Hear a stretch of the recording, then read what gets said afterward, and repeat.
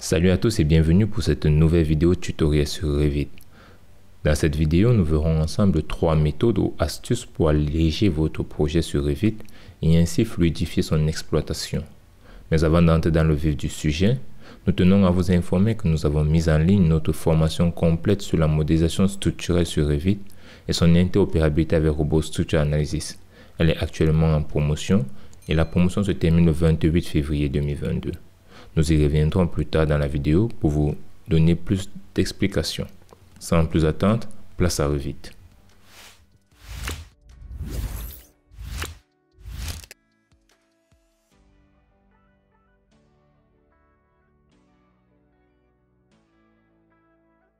Lorsque vous travaillez sur Revit, vous êtes amené souvent à importer des fichiers extérieurs pour amener dans votre environnement de travail afin de matérialiser ou de modéliser votre projet.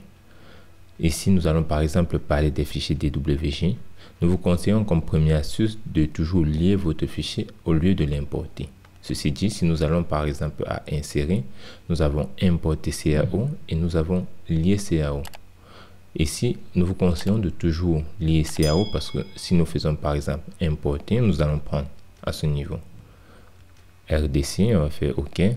Quand nous importons, nous avons notre fichier qui est importé qui se trouve à ce niveau. Ensuite, nous allons aller au niveau RE+1, le niveau 1, qui est celui-ci. Nous allons cette fois-ci aller cliquer sur lier CAO. Vous allez remarquer que la boîte de dialogue ne diffère carrément pas.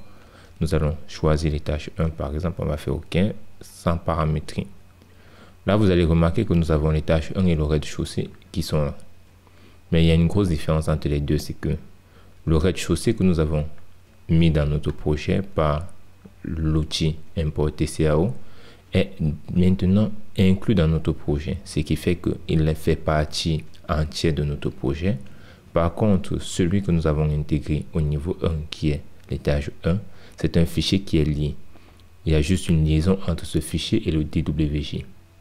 Ceci dit, s'il arrive qu'il y a une modification par exemple sur ce fichier, nous pouvons avoir accès à cette modification en venant simplement dans gestion des liens.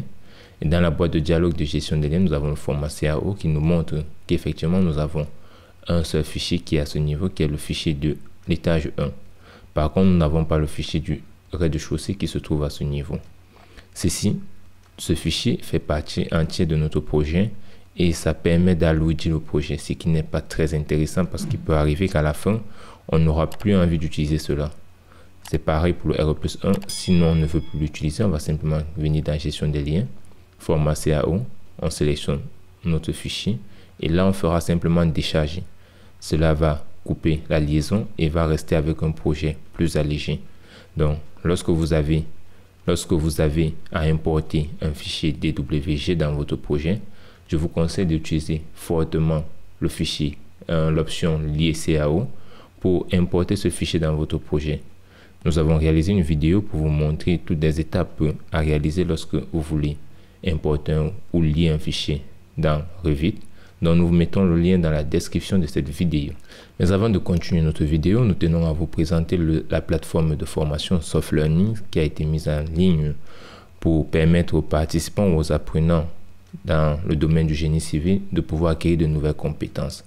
Sur cette plateforme, vous allez découvrir notre formation complète sur la modélisation structurelle et son interopérabilité avec robots. Vous allez simplement cliquer sur Voir plus à ce niveau. Pour accéder au contenu de la formation, vous avez environ 45 vidéos qui vous permettront de comprendre pas à pas les différentes méthodes pour modéliser un projet sur Revit et comment exporter le modèle analytique vers robot afin de réaliser les analyses. Vous avez la description de la formation qui vous montrera tous les prérequis et tout le nécessaire. Au niveau d'outils et applications, vous avez tous les outils nécessaires pour réaliser la formation. Dans ces outils, nous pouvons parler du gabarit qui a été conçu et pensé pour un ingénieur en structure ou un projecteur dans un bureau d'études. Et nous avons aussi mis d'autres fichiers de travail, ce qui vous permettra de suivre la formation de manière méthodique et pratique. Lorsque vous êtes intéressé par la formation, vous pouvez remarquer que la formation coûte 100 €. Vous allez simplement faire ajouter dans votre panier. Et une fois que la formation est ajoutée dans votre panier, vous allez dans votre panier, vous acceptez les conditions générales de vente et vous cliquez simplement sur ce bouton pour procéder au paiement.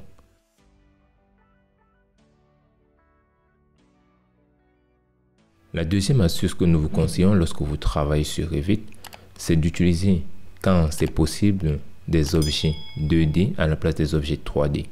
Qu'est-ce que cela veut dire? Si vous avez un grand projet que vous devez réaliser et que vous devez faire l'aménagement, surtout lorsqu'on réalise des projets architecturaux et que vous devez faire l'aménagement de tous les appartements par exemple, il n'est pas nécessaire pour vous de mettre dans tous les appartements des objets en 3D. Vous pouvez par exemple prendre des appartements type, vous allez réaliser l'appartement avec des objets 3D, mais les autres appartements, vous pouvez facilement les meubler avec des objets 2D.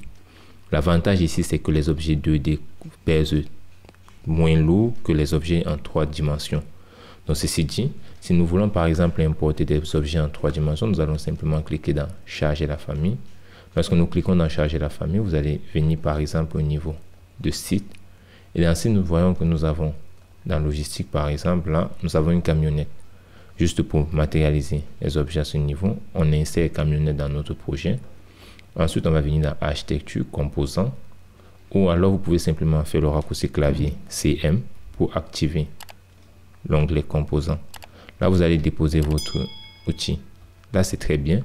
Mais vous pouvez aussi utiliser le modèle 3D ou le modèle 2D, autant pour moi, en venant toujours dans insérer.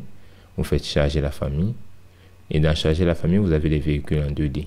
Vous pouvez sélectionner le type de véhicule en 2D que vous voulez. Nous allons par exemple prendre cette berline 2.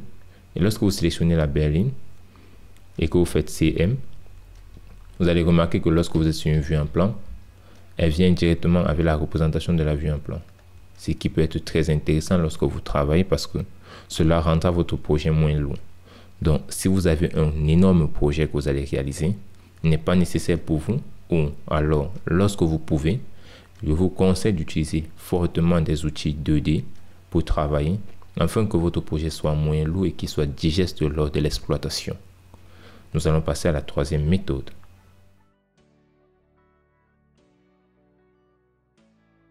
La troisième méthode que nous allons utiliser dans Revit pour alléger votre projet est une méthode qui est fortement ou très utilisée pour ceux qui utilisent AutoCAD, qui est le fait de purger votre projet. Quand est-ce qu'il faut le faire? Lorsque vous avez terminé votre projet et que vous avez tout fini avec les éléments que vous souhaitez utiliser, vous allez vous rendre compte que dans Revit, tous les projets ou les objets que vous avez importés ou qui étaient initialement dans votre gabarit et qui n'ont pas été utilisés, alourdissent votre projet ou votre maquette pour rien. Ce qui est là, c'est que vous devez maintenant purger votre projet lorsque vous arrivez à la fin de votre projet. Et pour purger un projet sur Revit, il suffit simplement de venir dans l'onglet Gérer. Dans l'onglet Gérer, vous avez ici l'onglet Purger. Purger les éléments non utilisés. Dans Purger les éléments non utilisés, vous avez directement l'ensemble des produits ou des familles qui sont dans votre projet. Et vous allez simplement cliquer sur Tout sélectionner. Lorsque vous cliquez sur Tout sélectionner, vous avez les différents éléments dans la vue ou bien dans les coupes. Vous avez les éléments dans les familles. Vous avez aussi tous les différents objets. Donc tous les objets qui sont dans votre projet et qui n'ont pas été utilisés apparaîtront ici. Et là, vous pourrez sélectionner les éléments que vous voulez, par exemple, purger de votre projet. Et pour garder juste les éléments qui ont été utilisés. Cela vous permettra de gagner énormément en temps et d'alléger la capacité ou bien la taille de votre projet. Ceci le rendra encore plus digeste et plus exploitable dans l'avenir. Là, je vais faire annuler. Et un autre truc ou un autre conseil que je vous propose, c'est que avant de démarrer un projet, il faudrait que vous sachiez exactement ce que vous allez faire dans votre projet. Je vais prendre par exemple le cas d'un ingénieur en structure. Vous pouvez être appelé aujourd'hui à réaliser une maquette structurelle sur Revit. Dans la maquette structurelle, on s'attend à pouvoir exploiter des éléments tels que les plans de coffrage, de pouvoir réaliser les quantitatifs par exemple des matériaux. Si dans la maquette il n'est pas exigé explicitement de produire tout le ferraillage, je vous conseillerais de ne pas le faire dans votre maquette principale parce que lorsque vous le faites dans la maquette principale, l'exploitation ou la manipulation de tous les objets, de tous les éléments en 3 dimensions tels que les barres de fer pèse énormément et ce qui rend votre travail assez lourd. Lors de son exploitation, elle devient de plus en plus difficile. Donc, lorsque vous voulez travailler et que vous voulez réaliser, par exemple, une maquette structurelle sur Revit, il faudrait déjà que vous sachiez ce que vous allez faire dès la base. Est-ce que la maquette est prévue pour réaliser les plans de ferraillage? Si c'est le cas, alors vous devez travailler plus sur le volet des plans de ferraillage. Par contre, si c'est pour réaliser une maquette qui va permettre l'interaction avec d'autres corps d'état, vous avez plus besoin d'avoir une maquette qui permet d'avoir les plans de coffrage.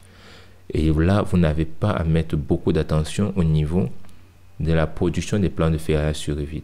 Vous pouvez le faire sur un autre logiciel. Jusqu'aujourd'hui, la réalisation des maquettes avec les plans de ferraillage intégrés directement pèse énormément lourd pour la 3D et ça rend le projet ou la maquette très lourde. Si vous avez aimé la vidéo, n'hésitez pas à liker, à partager et à nous dire en commentaire quelles sont les astuces que vous utilisez pour alléger votre maquette sur Revit. Nous sommes impatients de vous lire. Et nous vous invitons aussi à nous suivre sur nos différents réseaux sociaux, particulièrement sur LinkedIn où nous sommes très actifs. Nous vous donnons rendez-vous dans la prochaine vidéo pour de nouvelles astuces.